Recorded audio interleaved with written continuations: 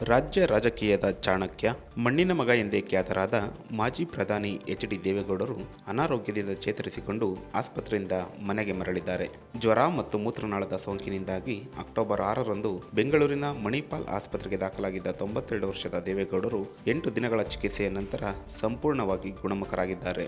ಅವರು ಆಸ್ಪತ್ರೆಯಲ್ಲಿದ್ದಾಗ ಮಾಜಿ ಮುಖ್ಯಮಂತ್ರಿಗಳಾದ ಬಿ.ಎಸ್. ಯಡಿಯೂರಪ್ಪ, ಅವರ ಪುತ್ರ ಹಾಗೂ ಬಿಜೆಪಿ ರಾಜ್ಯಾಧ್ಯಕ್ಷ ಬಿ.ವೈ. ವಿಜಯೇಂದ್ರ, ಬಸವರಾಜ ಬೊಮ್ಮಾಯಿ ಮತ್ತು ಕೇಂದ್ರ ಸಚಿವ ಪ್ರಹ್ಲಾದ್ ಜೋಶಿ ಸೇರಿದಂತೆ ಅನೇಕ ಗಣ್ಯರು ಆಸ್ಪತ್ರೆಗೆ ಭೇಟಿ ನೀಡಿ ಆರೋಗ್ಯ ವಿಚಾರಿಸಿದ್ದರು. ದೇವೇಗೌಡರು ಚಿಕಿತ್ಸೆಗೆ ಉತ್ತಮವಾಗಿ ಸ್ಪಂದಿಸಿದ್ದು ಇದೀಗ ಡಿಸ್ಚಾರ್ಜ್ ಆಗಿದ್ದಾರೆ.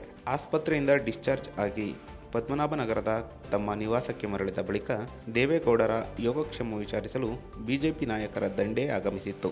ವಿಪಕ್ಷ ನಾಯಕ ಆರ್. ಅಶೋಕ್, ಶಾಸಕರಾದ ಮುನಿರತ್ನ, ಮುನಿರಾಜು, ರವಿ ಸುಬ್ರಹ್ಮಣ್ಯ, ಸತೀಶ್ ರೆಡ್ಡಿ, ಸಿ.ಟಿ. ರವಿ ಸೇರಿದಂತೆ ಹಲವು ಮುಖಂಡರು ದೇವೇಗೌಡರ ನಿವಾಸಕ್ಕೆ ಭೇಟಿ ನೀಡಿದರು. ಮನೆಯಲ್ಲಿ ಸೋಫಾದ ಮೇಲೆ ಆಸೀನರಾಗಿದ್ದ ದೇವೇಗೌಡರಿಗೆ ಬಿಜೆಪಿ ನಾಯಕರು ಹೂಗುಚ್ಛ ನೀಡಿ ಗೌರವ ಸಲ್ಲಿಸಿದರು. ನಾಯಕರೊಂದಿಗೆ ಪ್ರೀತಿಯಿಂದ ಮಾತನಾಡಿದ ದೇವೇಗೌಡರು ತಮ್ಮ ಆರೋಗ್ಯದ ಬಗ್ಗೆ ಮಾಹಿತಿ ನೀಡಿದರು. ವೈದ್ಯರು ಇನ್ನೂ 10 ರಿಂದ 15 ದಿನಗಳ ಕಾಲ ಸಂಪೂರ್ಣ ವಿಶ್ರಾಂತಿಗೆ ಸಲಹೆ ನೀಡಿದ್ದಾರೆ.